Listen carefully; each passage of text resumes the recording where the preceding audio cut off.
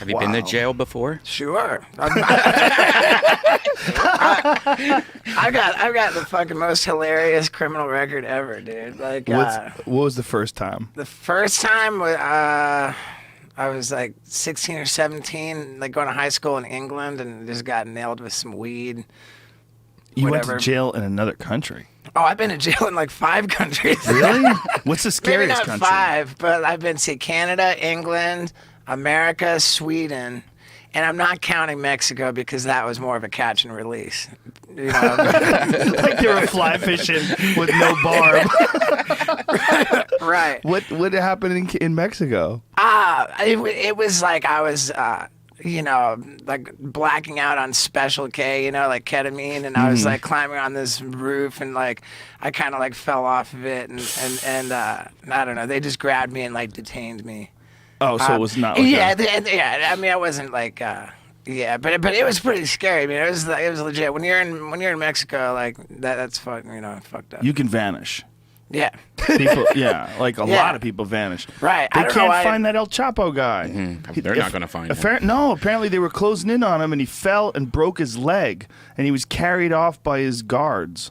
Wow. Yeah, apparently they're close. They keep closing in on him. Right, but that's like a good disappear. Like Yeah. for that guy, he's psyched to disappear. Most Yeah. people disappear in Mexico are totally not psyched. Good point. That's a very good point.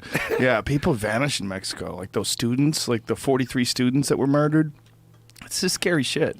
Right. So when you were in Mexico, would you sober up in jail? Did you like realize what had happened? No, like, man, I don't know. I mean, I guess like it all just like kind of worked out. Like it wasn't a big deal, They let me go, but They just kicked you out. yeah, in Sweden, I was properly in jail for fucking 5 days, for international drug smuggling. What did you bring in?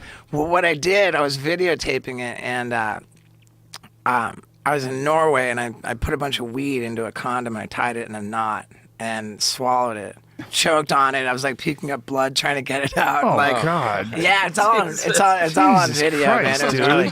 So then I flew from Norway to Sweden so that it would, You put it on video Oh yeah, totally. and then like, put it on the internet. well, yeah, I mean later, Later. But So how'd they catch I swallowed it in Norway and got in an airplane to Sweden, so that way I'm crossing international lines, to qualify as an international drug smuggler. Then when I got to Sweden, I was promoting my tour.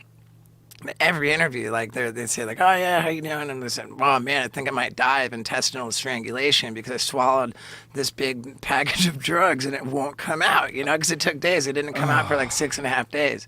So every reporter wrote their article or whatever it was, and the cops read the newspaper, and so then they arrested me after I shit it out, and they took me to the jail and. They brought me from the jail to the hospital, put me in this CAT scan machine, which revealed, they said, a foreign object in my body. I still don't know what that was. And they kept me in a cell for 5 days, shitting into plastic bags. They're fucking digging through my shit. Oh my God! Yeah, and and then after 5 days in there, they brought me back to the hospital for another scan. And it showed that the foreign object had only moved 3 centimeters in my body, and so they were like, oh fuck it, and they just had me pay a fine and go. You don't even know what it is? I don't know. I don't know. They said it was Key? I don't know. They said it was sharp and I don't know. It was sharp? Yeah, I really don't know what it was. Maybe they're even bullshitting, but And it might be still in there? it's been over 10 years. So. Did you ever get yourself looked at again? No. I would want an update. Where's my friend? Yeah, Where is he? I didn't even really care that much.